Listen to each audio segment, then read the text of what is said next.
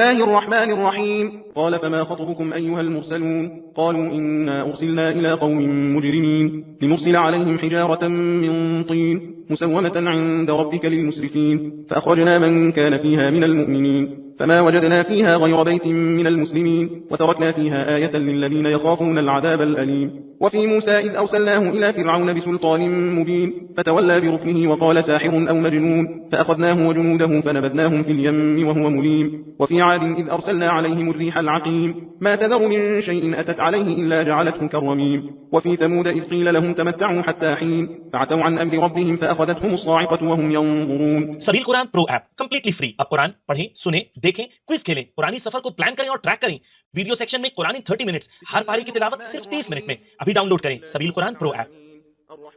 فما استطاعوا من قيام وما كانوا منتصرين. وقوم نوح من قبل إنهم كانوا قوما فاسقين. والسماء بنيناها بأيد وإنا لموسعون. والأرض فرشناها فنعم الماهدون. ومن كل شيء خلقنا زوجين لعلكم تذكرون. ففروا إلى الله إني لكم منه نذير مبين. ولا تجعلوا مع الله إلها آخر إني لكم منه نذير مبين. كذلك ما أتى الذين من قبلهم من رسول إلا قالوا ساحر أو مجنون أتواصوا به بل هم قوم طاغون. فتول عنهم فما أنت بملوم وذكر فإن الذكرى تنفع المؤمنين. وما خلقت الجن والإنس إلا ليعبدون ما أريد منهم من رزق وما أريد أن يطعمون إن الله هو الرزاق ذو القوة المتين. فإن للذين ظلموا ذنوبا مثل ذنوب أصحابهم فلا يستعجلون فويل للذين كفروا من يومهم الذي يوعدون. بسم الله الرحمن الرحيم. والطور وكتاب مسطور في رق منشور والبيت المعمور والسقف المرفوع والبحر المسجور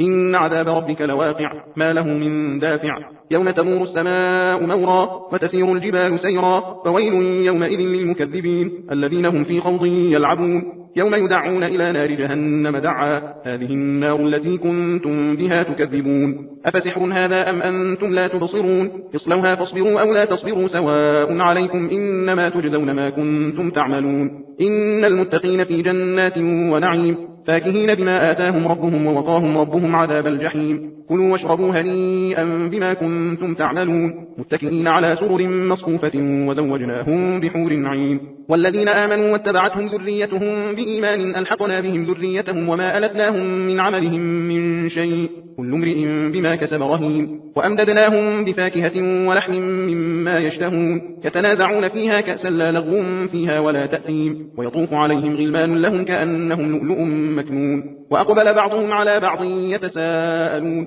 قالوا إنا كنا قبل في أهلنا مشفقين فمن الله علينا ووقانا عذاب السموم إنا كنا من قبل ندعوه إنه هو البر الرحيم. فذكر فما أنت بنعمة ربك بكاهن ولا مجنون أم يقولون شاعر نتربص به ريب المنون قل تربصوا فإني معكم من المتربصين. أم تأمرهم أحلامهم بهذا أم هم قوم طاغون أم يقولون تقوله بل لا يؤمنون فليأتوا بحديث مثله إن كانوا صادقين. أم خلقوا من غير شيء أم هم الخالقون أم خلقوا السماوات والأرض بل لا يوقنون أم عندهم خزائن ربك أم هم المسيطرون أم لهم سلم يستمعون فيه فليأت مستمعهم بسلطان مبين أم له البنات ولكم البنون أم تسألهم أجرا فهم من مغرم مثقلون أم عندهم الغيب فهم يكتبون أم يريدون كيدا فالذين كفروا هم المكيدون أم لهم إله غير الله سبحان الله عما يشركون. وإن يروا كسفا من السماء ساقطا يقولوا سحاب مركوم فذرهم حتى يلاقوا يومهم الذي فيه يصعقون يوم لا يغني عنهم كيدهم شيئا ولا هم ينصرون. وإن للذين ظلموا عذابا دون ذلك ولكن أكثرهم لا يعلمون. واصبر لحكم ربك فإنك بأعيننا وسبح بحمد ربك حين تقوم ومن الليل فسبحه وإدبار النجوم. بسم الله الرحمن الرحيم.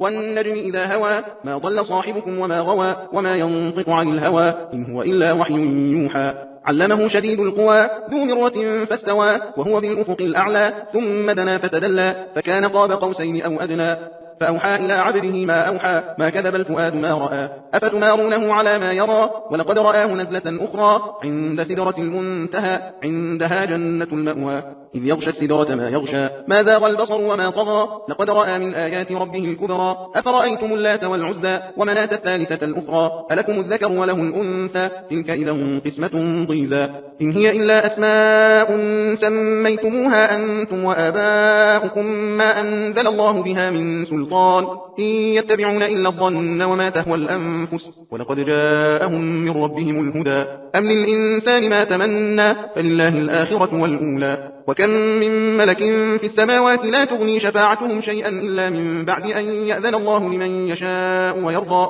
إن الذين لا يؤمنون بالآخرة ليسمون الملائكة تسمية الأنثى وما لهم به من علم إن يتبعون إلا الظن وإن الظن لا يغني من الحق شيئا فأعرض عن من تولى عن ذكرنا ولم يرد إلا الحياة الدنيا ذلك مبلغهم من العلم إن ربك هو أعلم بمن ضل عن سبيله وهو أعلم بمن اهتدى ولله ما في السماوات وما في الأرض ليجزي الذين أساءوا بما عملوا ويجزي الذين أحسنوا بالحسنى الذين يجتنبون كبائر الإثم والفواحش إلا اللمم إن ربك واسع المغفرة هو أعلم بكم إذ أنشأكم من الأرض وإذ أنتم أجنة في بطون أمهاتكم فلا تزكوا أنفسكم هو أعلم بمن اتقى أفرأيت الذي تولى وأعطى قليلا وأكدى أعنده علم الغيب فهو يرى أم لم ينبأ بما في صحف موسى وإبراهيم الذي وفى ألا تزر وازرة وزر أخرى وأن ليس للإنسان إلا ما سعى وأن سعيه سوف يرى ثم يجزاه الجزاء الأوفى وأن إلى ربك المنتهى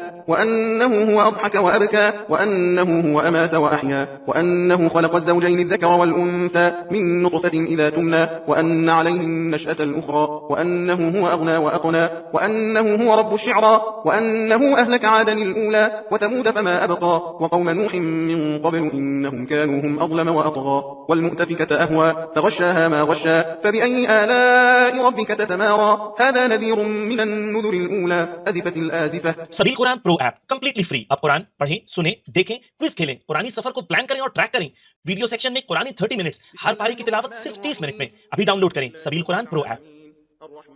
ليس لها من دون الله كاشفة أفمن هذا الحديث تعجبون وتضحكون ولا تبكون وأنتم سامدون فاسجدوا لله واعبدوا بسم الله الرحمن الرحيم اقتربت الساعة وانشق القمر وإن يروا آية يعرضوا ويقولوا سحر مستمر وكذبوا واتبعوا أهواءهم وكل أمر مستقر ولقد جاءهم من الأنباء ما فيه مزدجر حكمة بالغة فما تغني النذر فتول عنهم يوم يدعو الداعي إلى شيء نكر خش عن أبصارهم يخرجون من الأجداث كأنهم جراد منتشر مهطعين إلى الداعي يقول الكافرون هذا يوم عسر كذبت قبلهم قوم نوح فكذبوا عبدنا وقالوا مجنون وازدجر فدعا ربه أني مغلوب فانتصر ففتحنا أبواب السماء بماء منهمر وفجرنا الأرض عيونا فالتقى الماء على أمر قد قدر وحملناه على ذات ألواح ودسر تجري بأعيننا جزاء لمن كان كفر ولقد تركناها آية فهل من مدكر فكيف كان عذابي ونذر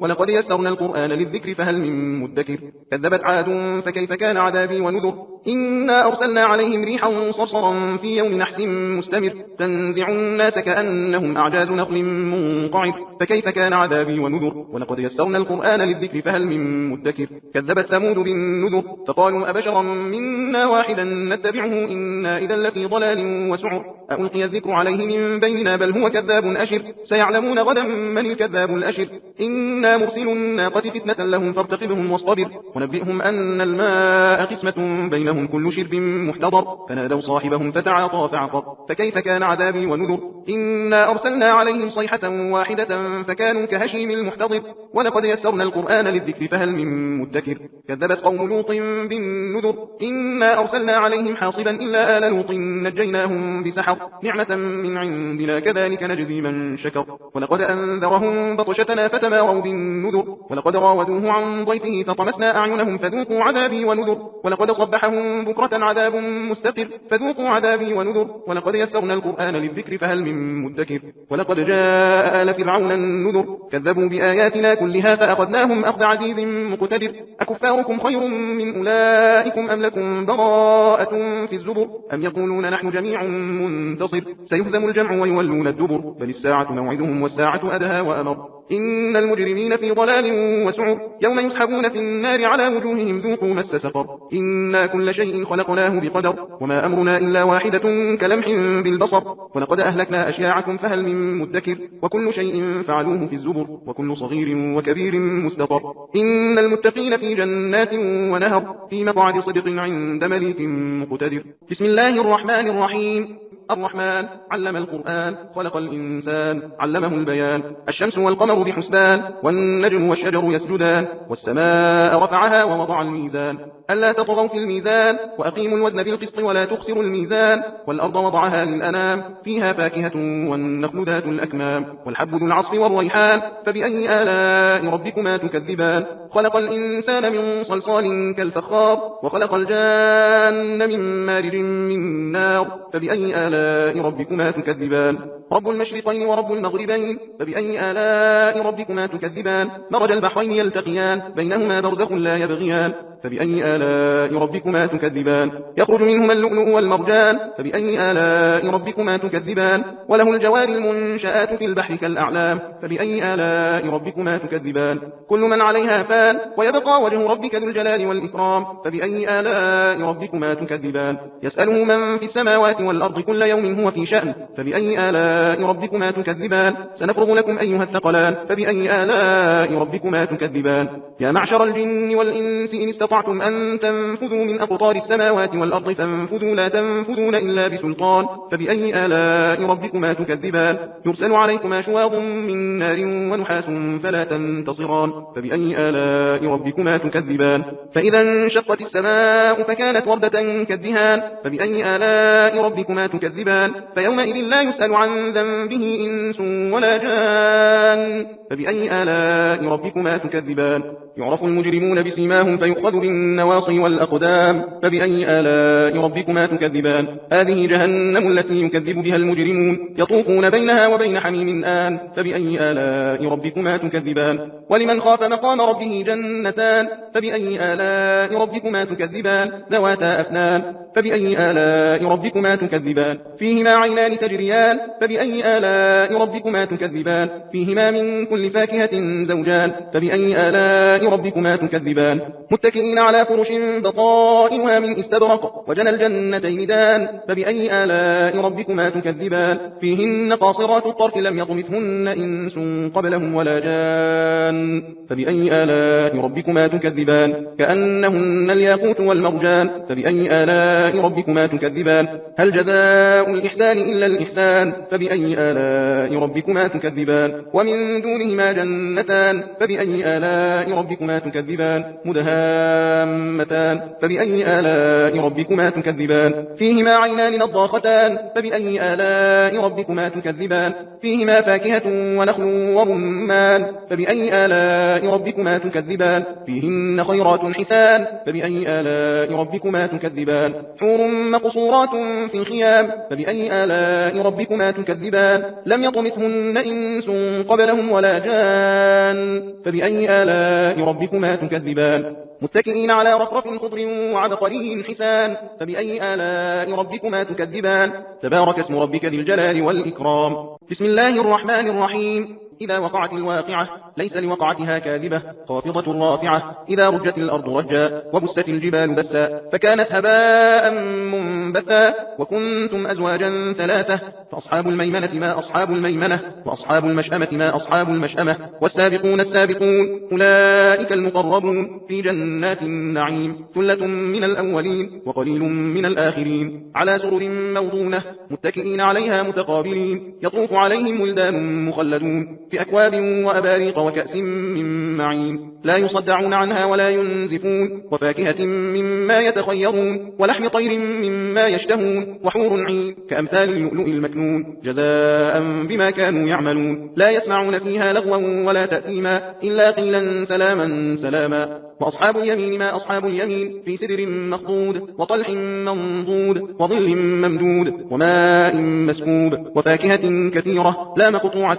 ولا ممنوعة وفرش مرفوعة إنا أنشأناهن إن شاء فجعلناهن أبكارا عربا أترابا لأصحاب اليمين ثلة من الأولين وثلة من الآخرين وأصحاب الشمال ما أصحاب الشمال في سموم وحميم وظل من يحموم لا بارد ولا كريم إنهم كانوا قبل ذلك مترفين وكانوا يصرون على الحنث العظيم وكانوا يقولون أئذا متنا وكنا ترابا وعظاما أئنا لمبعوثون أو آباؤنا الأولون قل إن الأولين والآخرين لمجموعون إلى ميقات يوم معلوم ثم إنكم أيها الضالون المكذبون لآكلون من شجر من زقوم فمالئون منها البطون فشاربون عليه من الحميم فشاربون شرب الهيم هذا نزلهم يوم الدين نحن خلقناكم فلولا تصدقون أفرأيتم ما تمنون أأنتم تخلقونه أم نحن الخالقون نحن قدرنا بينكم الموت وما نحن بمسبوقين على أن نبدل أمثالكم وننشئكم فيما لا تعلمون ولقد علمتم النشأة الأولى فلولا تذكرون أفرأيتم ما تحرثون أأنتم تزرعونه أم نحن الزارعون